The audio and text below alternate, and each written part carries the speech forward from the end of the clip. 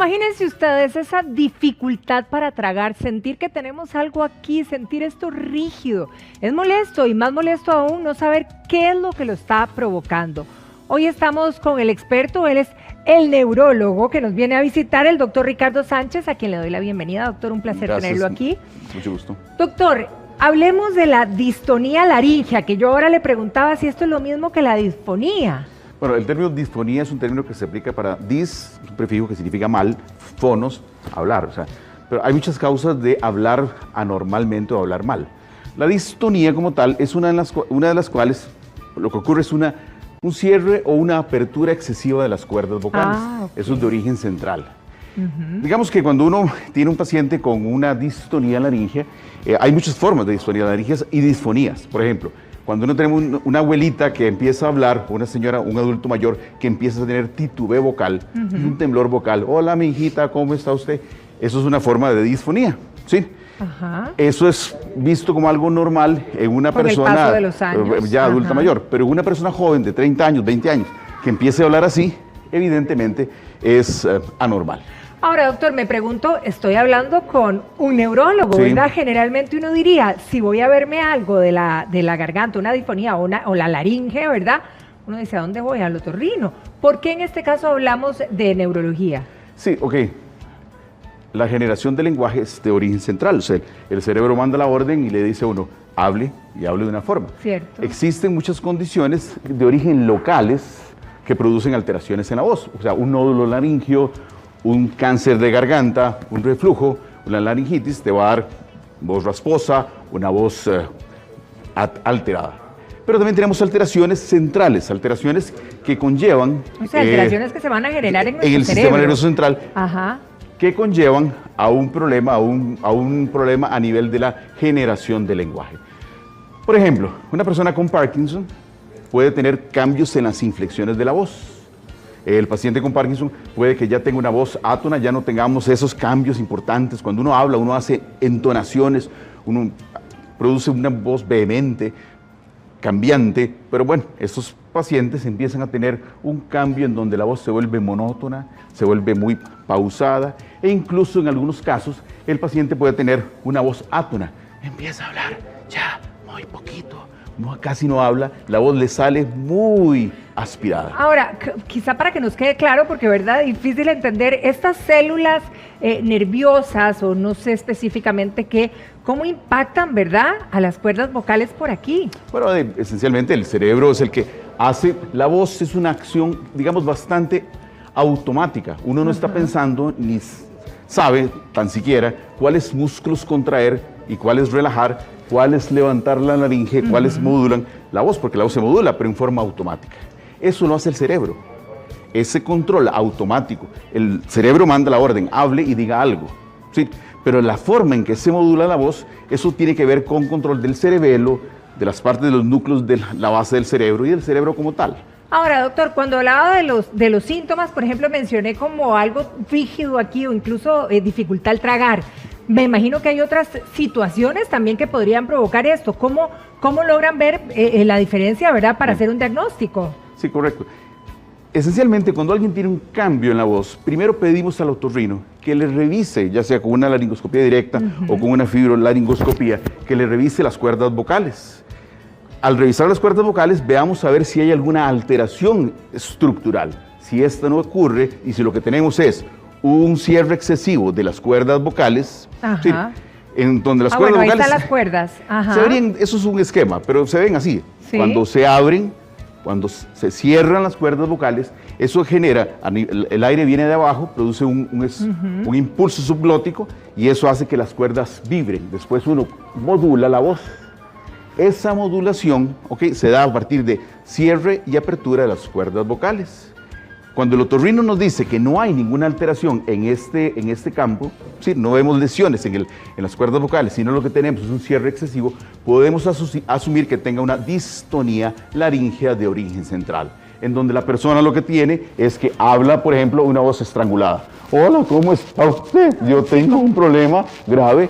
Y entonces cierra excesivamente las cuerdas, o tiene el temblor vocal. Hola, ¿cómo está? ¿Qué es lo más común que provoca esto? Ok, el origen de eso es origen central. Veamos. Esos movimientos automáticos, todos hemos tenido, por ejemplo, a la hora de escribir, cuando escribimos, y estamos muchos ratos escribiendo, podemos tener ciertos espasmos. Sí, ese espasmo, al rato hace uno la mano así, ya se le quita. ¿Cierto? Bien, eso se llama una distonía de la escritura. Es normal que aparezca esporádicamente, pero en algunos pacientes eso se hace con la primera escritura, ya empiezan a hacer un cierre excesivo. Ahí pues los neurólogos nos ponemos Botox para producir una relajación de los músculos que se cierran. Eso ocurre con un trompetista que ya al cabo de los años, con el movimiento automático, produce una distonía en la embocadura, o puede producirse, o el pianista, o el guitarrista, ¿sí? Tenemos en la clínica de Botox del Calderón Guardia una serie de pacientes precisamente de actividades, tarea específica. Qué increíble, no habíamos hablado del Botox en esas funciones. Pues sí, claro, es donde más utilizamos Botox. Ahora, doctora, ya tenemos una paciente modelo que nos va a ayudar, véngase para acá, para quizá ilustrar, ¿verdad? ¿Qué es lo que podríamos ver en un paciente que esté con esta distonía laringea? Bien. En la distonía laringea podemos tener dos abordajes. Uno que hace el otorrino, que es a partir de una fibrolaringoscopía o de la laringoscopía directa. El examen, digamos. Examinar y poner incluso el Botox directamente. Es un poco más engorroso, o sea, los pacientes muchas veces prefieren el abordaje del neurólogo, por eso es un abordaje externo. O sea, lo que hacemos es, ubicamos el cartílago tiroides, el cricoides, en este punto, ahí localmente, podemos infiltrar con una guía electromiográfica una aguja que tiene, conectada a un aparatillo que nos da un ruido. O sea, y ese ruido ubicamos las cuerdas vocales. Le decimos al paciente, diga E, y oímos el E transmitido al amplificador, y sabemos que ahí infiltramos directamente.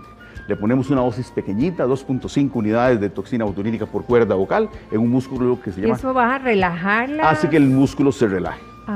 Entonces, el paciente que tenía estrangulamiento vocal, al principio puede que se le vaya la voz por una semana, entonces habla más bien afónico, pero después ya las cuerdas normalizan y se mantiene el efecto por unos 5 o 6 meses. Hay que seguir entonces inyectándonos. Habitualmente para ese tipo de distonía hay que ponerlo e infiltrarlo cada Además de la voz, doctor, ¿podemos ver alguna inflamación aquí externa?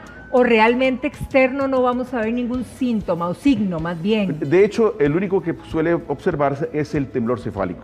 U otras formas de distonía. El temblor cefálico es pacientes que tienen el temblor de la cabeza. La cabecilla completa. Le tiembla la cabeza y también tiene temblor vocal. Entonces el paciente habla y habla precisamente con esa voz de viejito o de abuelito. Sí. ¿Y siempre la molestia al tragar o eso va a ser en algunos nada más? La molestia, de hecho, no produce molestias al tragar. Vean que, qué importante porque lo mencionamos, eso no es un signo de la distonía laringea. De hecho, el paciente puede tragar, puede comer perfectamente, tampoco. No, lo habitual es ausencia de signos externos, excepto cuando se trata de distonías secundarias. Esas distonías secundarias ocurren, por ejemplo, en pacientes con Parkinson, con enfermedades neurodegenerativas, con distonías de torsión en que el paciente hace un movimiento anormal del cuello, temblor cefálico o distonías segmentarias, pero son las menos. Ahora, doctor, en el caso de la distonía laringea, por ejemplo, si tenemos mucho estrés, pudiera complicarse, o mucha ansiedad,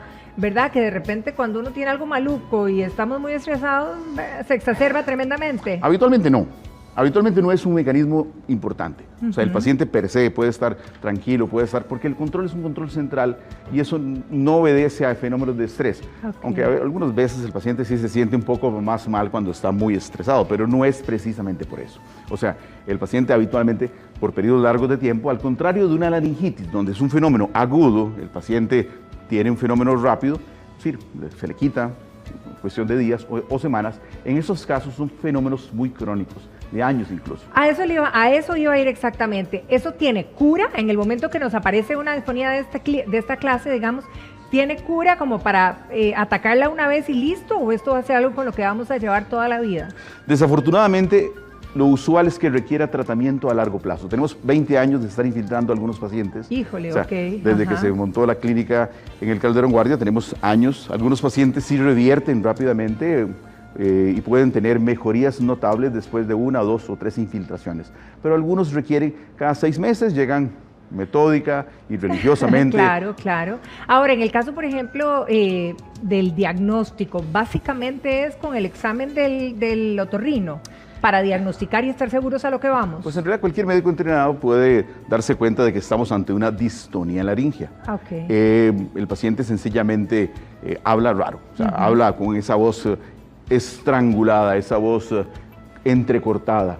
amputa la voz. O sea, doctor, ¿cómo está usted? ¿Cómo está? Mucho gusto. O sea, no es ronquera. No, no es ronquera. Es una cosa súper diferente. Es un cierre excesivo. Algunos pacientes, un 10%, lo que tienen es que, por el contrario, hablan una voz susurrante. Hola, doctor. Sí, como que ya no les sale. No me sale, porque las cuerdas están muy abiertas. Sí. Y al estar las cuerdas abiertas, el vibrato no se genera. Ahora, ¿hay un medicamento, por ejemplo, que nos ayude antes de la toxina botulínica o no? Afortunadamente apareció la toxina botulínica porque los tratamientos eran insuficientes o ineficaces. Ok, entonces eso viene a solucionar el tema. Ahora, ¿en algún momento son candidatos para una cirugía? No, habitualmente no. Y también es porque es muy sencillo, o sea, la infiltración local suele ser fácil, altamente claro. eficaz, fácil desde el punto de vista de infiltración, es relativamente indolora. O sea, ahora, ¿qué pasa, doctor, en el caso de que una persona tenga una distonía laríngea por mucho tiempo, crónica, como usted bien lo dice, y no se trata? ¿Hay alguna consecuencia? no, que seguirá hablando mal. Básicamente, no va a traernos ningún otro problema. No particularmente. Ok. Entonces no hay cirugías para este tema, ¿verdad? No.